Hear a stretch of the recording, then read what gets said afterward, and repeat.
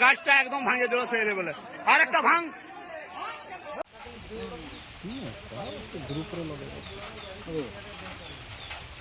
ରାତି ଅଧିଆ ଗାଁ ଭିତରେ ହାତୀପଲ ପଶି ଘର ଭାଙ୍ଗି କରିଛନ୍ତି ତାଣ୍ଡବ। ମୟୂରଭଞ୍ଜ ଜିଲ୍ଲା ମୁରୁଡା ବ୍ଲକ ଚିକିଟାମାଟିଆ ପଞ୍ଚାୟତ ଅନ୍ତର୍ଗତ ଭାତଛତର ଗ୍ରାମରେ ପଶି ହାତୀପଲ କରିଛନ୍ତି ଉପଦ୍ରବ। ପ୍ରଥମେ ଗ୍ରାମର ଅଙ୍ଗନବାଡି ପାଚେରୀ ଭାଙ୍ଗି ପଶି ଗ୍ରିଲ ଭାଙ୍ଗିବା ପରେ ଗ୍ରାମ ଭିତରକୁ ପଶିଥିଲେ। ଆଉ ବୁଧରାୟ ହାସଦାଙ୍କ ଘର ଭାଙ୍ଗିବା ସମୟରେ ତାଙ୍କ ପଡୋଶୀ ମଣ୍ଡଳ ହାସଦାଙ୍କ ଘର ଭିତରକୁ ଏକ ହାତୀଛୁଆ ଖାଦ୍ୟ ଆଶାରେ ପଶି ଯାଇଥିଲା। କିନ୍ତୁ ହାତୀଛୁଆଟି ଘର ଭିତରୁ ନ ବାହାରିବାରୁ ହାତୀପଲ ଛୁଆକୁ ଉଦ୍ଧାର କରିବା ପାଇଁ ଘର ଭାଙ୍ଗି ଦେଇଥିଲେ।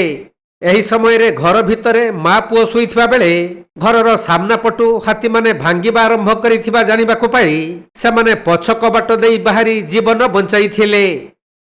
8-12ଟା ହବ ହାତୀ ଆସିଥିଲା, ସେଠି ମୁଁ ତ ଶୋଇଥିଲି।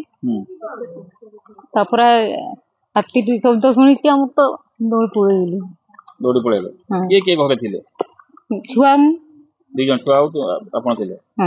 କେତେ ଭୟଭୀତ ଥିଲେ? କେତେ ଡରି ଯାଇଥିଲେ? ଡରି ଯାଇଥିଲେ। ତାପରେ ହାତୀ କେତେ ହାତୀ ଆସିଥିଲା, କେମିତି ଘର ଭାଙ୍ଗିଲା? ସମ୍ପୂର୍ଣ୍ଣ ଘର ଭାଙ୍ଗି ଦେଇଛି।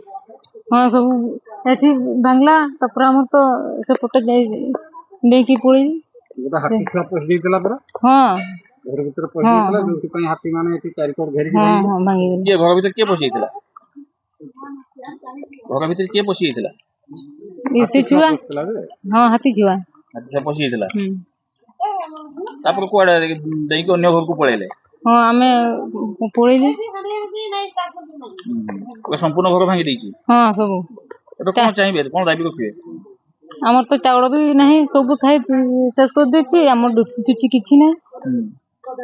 ସରକାର ସହାୟତା ପାଇଲନି? ଟଙ୍କା ପାଇଲନି? ସରକାର ଆବେଦନ କରିଛ? ହଁ କାଲି ଦେଖିକି ଯାଇଛି। ତେବେ ହାତୀପଲଙ୍କ ଉପଦ୍ରବ ଜାରି ରହିଥିବା ବେଳେ ଦିନରେ ବିଲବାଡି କାମ କରି ରାତିରେ ହାତୀପଲ ଉପରେ ନଜର ରଖିବା ପାଇଁ ଲୋକଙ୍କୁ ଉଜାଗର ହେବାକୁ ପଡୁଛି, ଯାହା ବୁଝ ଉପରେ ନଳିତା ବିଡା ଭଳି ସ୍ଥିତି ସୃଷ୍ଟି କରିଛି ଗାଁ ଲୋକଙ୍କ ପାଇଁ। ପଡୋଶୀ ପଶ୍ଚିମବଙ୍ଗ ରାଜ୍ୟରୁ ଏହି ହାତୀପଲ ଆସି ଓଡ଼ିଶା ସୀମାନ୍ତ ଭାତଛତର ଗ୍ରାମରେ ପଶି ବ୍ୟାପକ କ୍ଷୟକ୍ଷତି କରିଛନ୍ତି। ଏପଟେ ବର୍ତ୍ତମାନ ବର୍ଷା ଋତୁ ଆସିଯାଇଥିବାରୁ ପ୍ରାୟତଃ ସମୟରେ ତୁହାକୁ ତୁହା ବର୍ଷା ଲାଗି ରହୁଛି। ଏଭଳି ସ୍ଥିତିରେ ବାସଶୂନ୍ୟ ହୋଇଥିବା ପରିବାରକୁ ତୁରନ୍ତ ସରକାରୀ ସହାୟତା ଯୋଗାଇ ଦେବାକୁ ଅନୁରୋଧ କରାଯାଇଛି।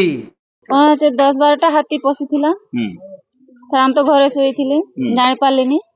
ମୁଁ ଥିଲେ, ମୋ ଯା ଥିଲା, ଛୁଆ ଗୋଟେ ଥିଲା, ଆଉ ମୋ ଭାସ ଥିଲା, ସେତେ ଶୋଇଥିଲା। ମୁଁ ଡାକି ପାରିଲିନି, ଥରେ ଡାକିଥିଲି ସେ ଉଠିଲାନି। ସେଥିରେ ତ ମୋ ଘରଟା ଭାଙ୍ଗିଦେଲା। ଆଉ କିସ କରିବି? ଘରେ ମୁଁ ପଳେଇଲି ସେପଟକୁ, ସେପଟ ବି ହାତୀ ଅଛି। ତାପରେ ସେ ଘରଟା ଭାଙ୍ଗିଲା, ଆଉ ଗୋଟେ ଘର ସେପଟକୁ ଆମକୁ ଦୌଡ଼ି ପଳେଇଲେ। ସେତେବେଳେ ଘର ଲୋକ ବି ବାହାରୁ ନଥିଲା, ସବୁ ଭାଙ୍ଗି ଦେଇକି ଇଏ କରିଦେଲା, ନଷ୍ଟ କରିଦେଲା।